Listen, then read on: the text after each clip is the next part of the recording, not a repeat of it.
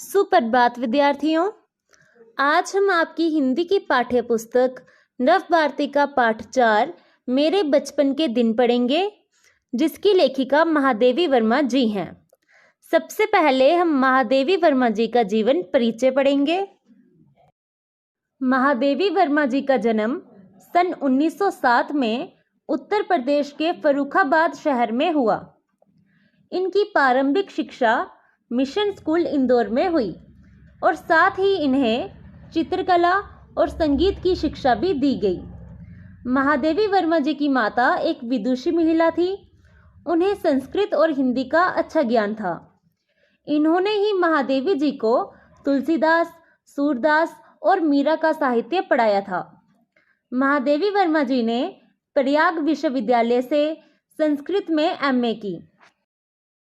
महादेवी वर्मा जी ने पद्य और गद्य दोनों में अपनी प्रतिभा का परिचय दिया है।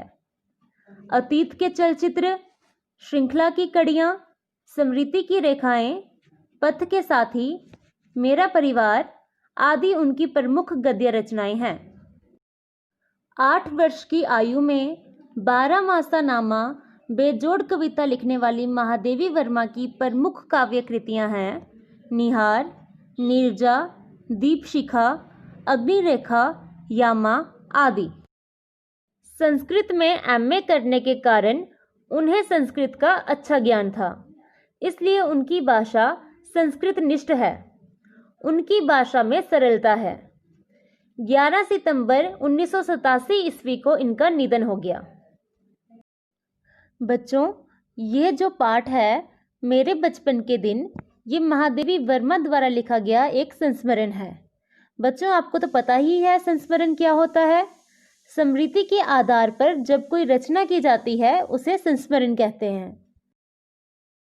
इस पाठ में महादेवी वर्मा, जो खुद एक लेखिका हैं, उन्होंने अपने बचपन की यादों को इस पाठ के माध्यम से उजागर किया है। महादेवी वर्मा जी के परिवार में लड़कियों को पैदा होते ही परमधाम भेज दिया जाता था, यानी उन्हें मार दिया जाता था। महादेवी वर्मा अपने परिवार में लगभग 200 सालों बाद पैदा होने वाली लड़की थी।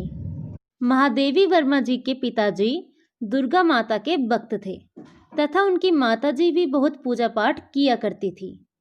महादेवी वर्मा जी के पिताजी ने दुर्गा पूजा करके ये मन्नत मांगी थी कि उनके घर पर एक कन्या का जन्म हो।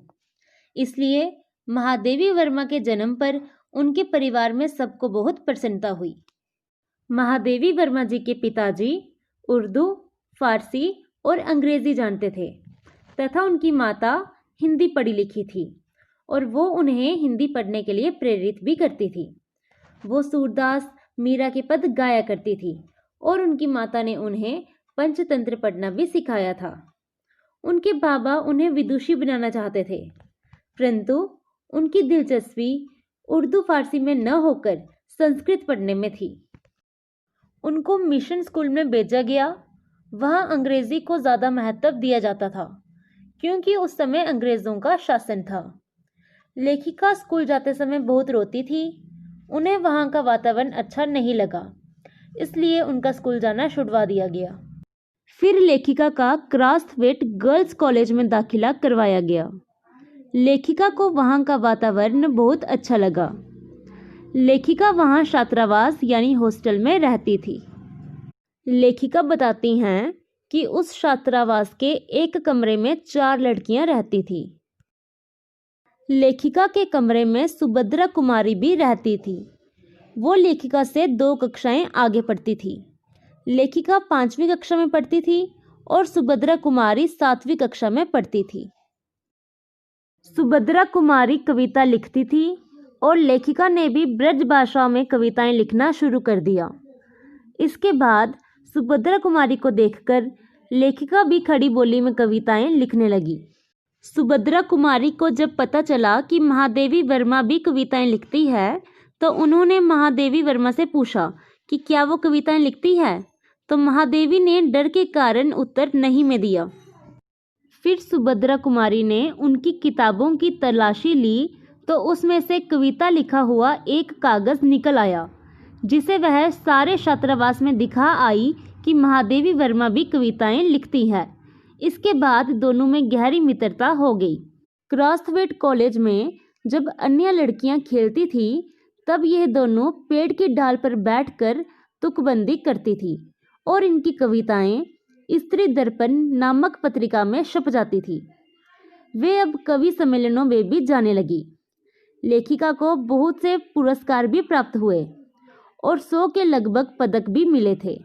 एक बार इन्हें पुरस्कार में चांदी का कटोरा मिला जिसे इन्होंने सुभद्रा को दिखाया तो सुभद्रा ने लेखिका को कहा कि एक दिन खीर बनाकर मुझे इस कटोरे में खिलाना।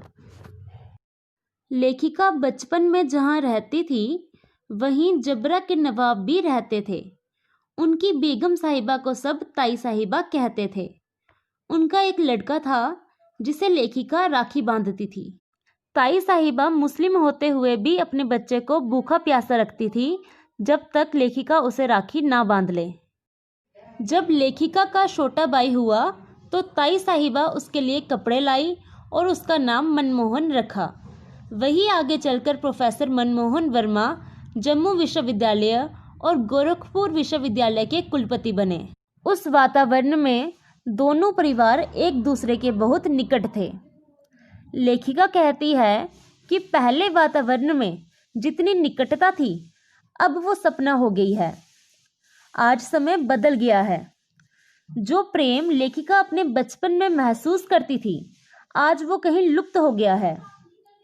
लेखिका का यह विचार है कि यदि आज भी वैसा ही वातावरण होता तो भारत की कथा कुछ और ही होती।